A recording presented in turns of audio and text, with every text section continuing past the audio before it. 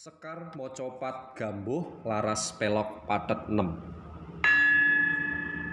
Samengko ingsun tutur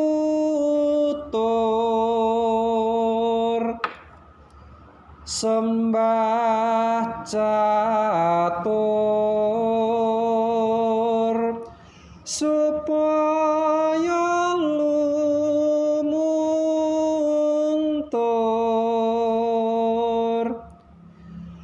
dihen raga cipta jiwa rasa kaki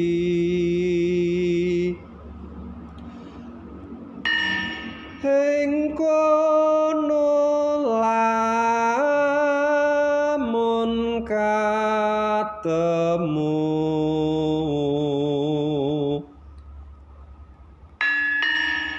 tandha nugrahaning Maha